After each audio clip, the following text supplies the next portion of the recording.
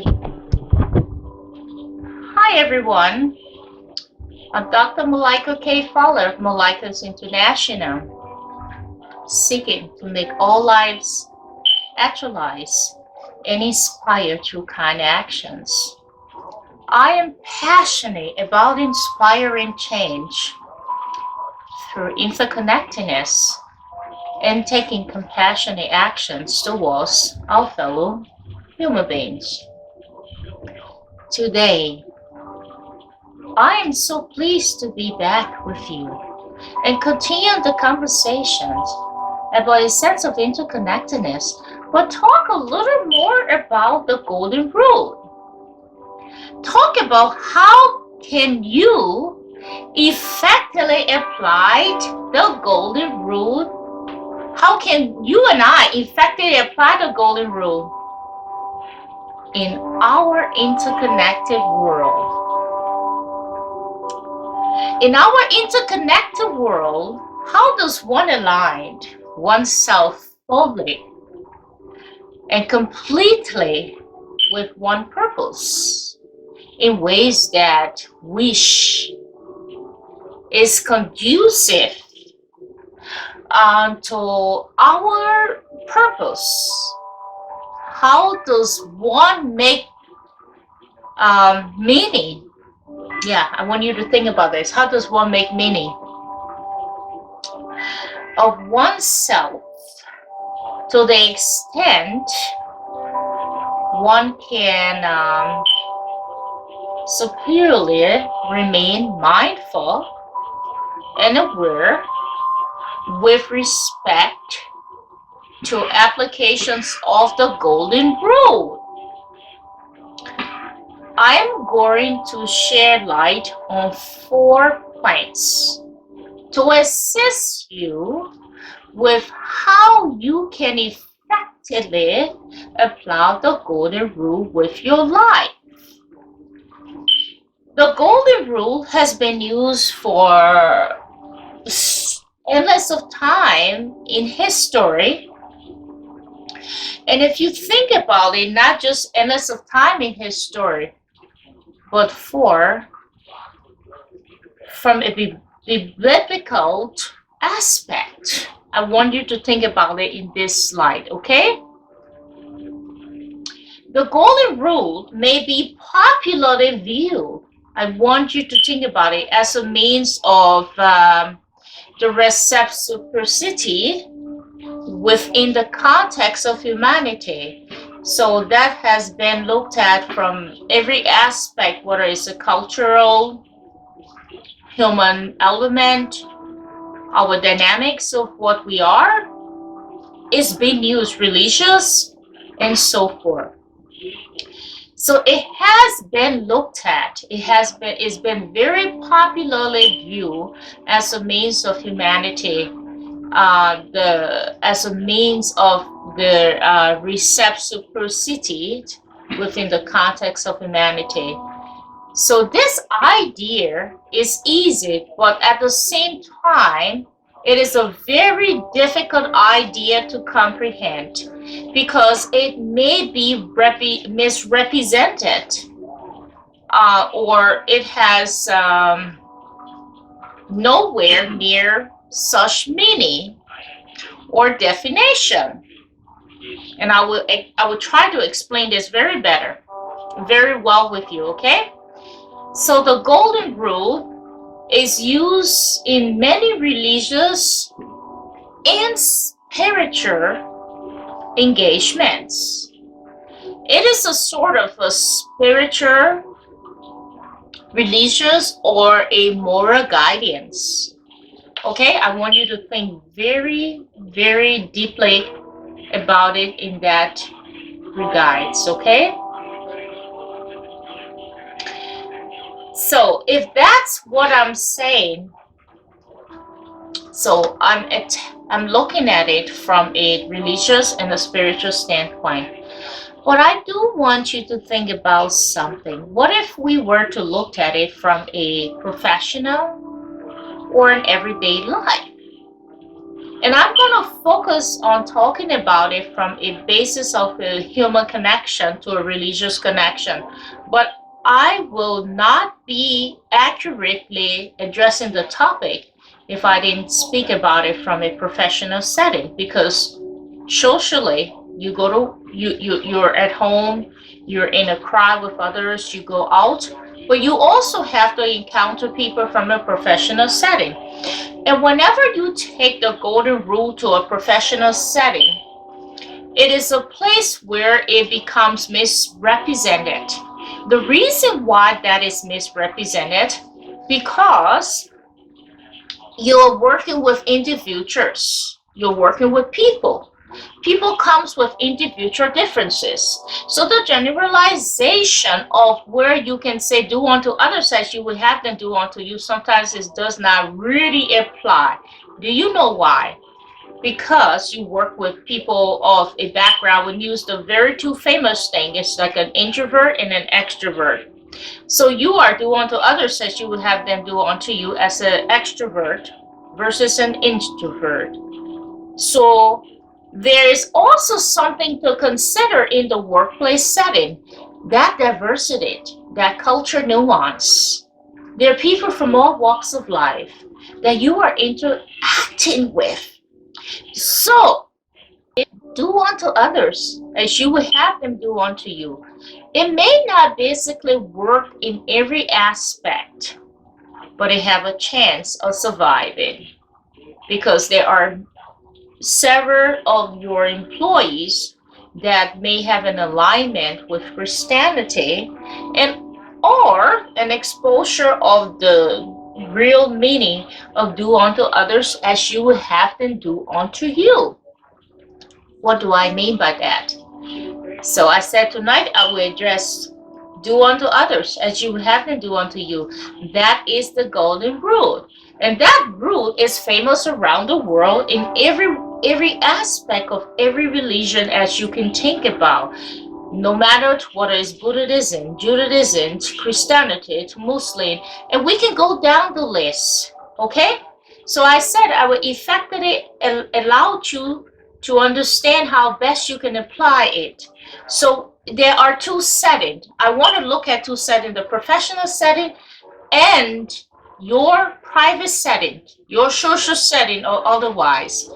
And because of that, when you get to a professional setting, sometimes it does not always apply because there are individual differences. And that individual differences is where the line is drawn. Now, just addressing it from an individual differences where the line is drawn. So you looked at it from a professional level, and I don't want to push more light on a professional level, except if I'm invited to speak about it from a professional level, I certainly know how to break down the division of it from a professional level versus a social level. I'm looking at it from a spiritual standpoint. However, it's the best to address it or just a little bit for a brief understanding. Okay? So let's think about it. So do unto others as you will have them do unto you. When you look at it from a professional level, it will not always exist. But when you look at it from a human, from your humanness, from humanity, it stands because here you are.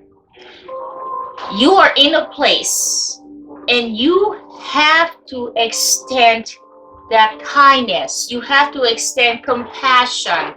You have to look at the situation from a fair stand where you are asking your subconscious, your conscience, because it's within that subconscious that have registered in that conscious mind where you are present. How is it that because this idea is not as easy as it appears, but this idea is also, it can become easy, but at the same time, I want you to know it confused with other axioms, such as people would say an eye for an eye. It has nowhere That has nowhere near the meaning of that definition of do unto others as you would have them do unto you. Because the golden rule, I want you to think about this. The golden rule is used in many religious and spiritual engagements, and that is my direct focus. But it would have also been fair to look at it and justify it whether it's a professional level, because not everyone is religious or spiritual. So people are asking, how can I understand it from a professional standpoint? And that professional standpoint is do unto others as they would want you to do unto them. I will do another video that quite explains how that dynamics work, but we're going to keep our focus on do unto others as you would have them do unto you. It is not all holistically clear, as it is not all an inclusion of what the meaning and definition would be, because it also focuses on an individual differences and the religious differences and from wherever you are. Okay, so it is in from where I'm trying to explain this. It is this sort of spiritual, religious, or moral guidance. That would be the best way to say, which might be intended to be an equalizer in many people. So I'm specifically align it with that religious and spiritual alignment. And I have no way of not wanting to explain to you the perspective of it from a professional level, and I will try to do that. So let's look at it as let's do a little the extrapolation of the golden rule, or even its practice, okay? Or a result at the level of playing field for human beings in terms of treatment. So what I want you to do is think about it in terms of that treatment with respect to how we see or feel about ourselves in that direct relationship, okay? With how we feel about others and how we want others to treat us if the ties were to be turned, okay? Um, this is not always, think about it, it is not always evident to the general public. But the most, this is affirmation of what? Human connection to what? Humanity. That is the key to understand. Is human connection to what? Is that human connection to humanity? You know, I have internalized the perspective of the golden rule in that I personally view it as largely a function of from within, and I'll tell you why. The reason why is a function from within. That is to say that it is really about the self and what drives one from within.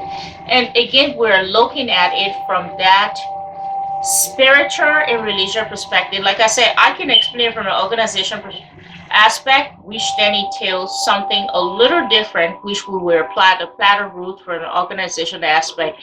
But because I'm talking about it from a spiritual aspect, I'm looking at it do unto others as you would have them do unto you. From an organization aspect, is do unto others as they would have you do unto them. Okay, and I definitely can explain it from that point, which I will try to do another video. So here are 4 things to take into consideration to help you effectively apply the golden rule in an interconnected world. The first thing I want to look at, first of all, purpose and meaning. To one life, that creates a sense of what? Ownership. And that ownership drives mostly confirmatory and self-affirming affirmation. That wish becomes one of your life mantras. one of which be the golden rule. And you're saying that matter, okay, how do I want someone to treat me? Do I want someone to treat me with respect and dignity? Do I want someone to treat me based on the situation if I truly need help? Again, so then when you do a crossover to that, do unto others as they will have you do unto them, that which becomes a professional, then you're looking at the situational aspect and the seventh aspect. So situational leadership and seven leadership will covers that aspect. Sometimes it's tend to cross over into a spiritual and religious place. A situational place, and that place of you thinking. So but let's just keep on guide here. So the purpose and meaning to them within the deep sense of knowing. I want you to think about this very clearly. So you have this mantra of your life: do unto others as you would have them do unto you. So one of which could be the golden rule. You might have a lot that you talk about as a mantra for you. So one of this is the golden rule, because this purpose and meaning to them or to you may, with a deep sense of knowing and understanding his or her own humanness. So I know and I understand my own humanness. You know and you understand your own humanness. And because you understand your own humanness, that makes it easier. It makes it quite easier to apply such affirmation power to others. Why? Because you are in a situation and you will say to yourself in the conscious state, in the now state, in the mindful state, would I want XYZ to treat me this way? No, I don't want so. But again, I'm explaining it from a spiritual aspect, not from a professional aspect. Because when you cross over to a professional aspect, it becomes a little different because there are so many lenses that you have to look through. And I'm able to explain that in another video for you. So I want you to think about this. So let's look at the face of mindfulness. Mindfulness is being in the present. When you are in the present, you're putting yourself in another human being's place with what? Specific consideration. That specific consideration that you put yourself in, you're giving it to an inclusion. And that inclusion of our feelings and thoughts for the what? Greater good without what? Assumption. You're passing no judgment upon that human being. Okay? Look at it from another place. This is the third place. You're looking at it from an awareness point of view. That awareness is being in a state of knowing. You're recognizing when to regard or extending a response to a given situation, because it is vitally required, man. It's a vital requirement. You know why? Is to understand that understanding of when to apply emotions necessary what to the well-being of all parties involved. That's the place of awareness. Here's another beautiful thing that I want you to think about. One must have that possess an intention to be able to effectively apply the golden rule to oneself, which does naturally, I want you to know that it will naturally project itself outwardly. And you know what? When that happens outwardly, it's causing equality of treatment to and others. It is so high. I want you to think about it. It is highly correlated. There's a deep correlation to the idea that you're able to love yourself. And if you're able to love yourself first, you are able to what? You're able to love others, at least in my view. So in an anaric sort of way, the golden rule may be more about treating yourself. If you treat yourself superiorly, well, so that you are able and will treat others similarly. Okay? So let's think about this. I want you to think about this. Here's the thing. In our interconnected world, how does one align? How are you going to align yourself fully and completely with one purpose in that way that advance the golden rule? I'm going to tell you a very short story. I'm going to tell you a very short story about the golden rule. And I'm going to use this from a perspective of a spiritual and religious standpoint. And I will give you an example if I talk about it in my next video from a professional standpoint. So here I am, July 7, 2007. I'm at a market, which is a very diverse market called the world market. And I have just learned CPR. This is 2007 I'm talking about. And here I am, I'm sitting eating with my family. My children was very later. And I'm sitting eating with my family and partner and everything. And a woman went into whatever she went into, she was dying. And she turned blue. And I saw people standing around, not even willing to get close to give her a mouth-to-mouth resuscitation. But I have just learned CPR. This is 2007. I dropped my food and everyone thought I was very crazy. And I immediately took some water, rinsed my mouth, all of the food I was eating. I was eating a lot of Mediterranean food. And I ran. This girl could have been 14 or 15 or 16 years old. She was between 14 to 16 years old. I ran and I began to give CPR. The girl was blue. And there was a nurse standing there. And I don't wish to explain the story in depth. And I began to give CPR. I had two kids of mine that were very later. In fact, I have a son who was born 2005, so he was only about 2-some years old. And I had a son who was born 2002, so they were 5. So we have 2 later kids. The minute I saw this girl on the ground, turning blue, nobody would go near because everybody was afraid to give a mouth-to-mouth resuscitation. I ran and I rinsed my mouth and I said to my person, I said, give me a bottle of water. I took that water in my mouth, shook my mouth, rinsed my mouth, and I began to execute into her breath first aid, and she came through. So why did I bring this up as a way of do unto others as you would have them do unto you?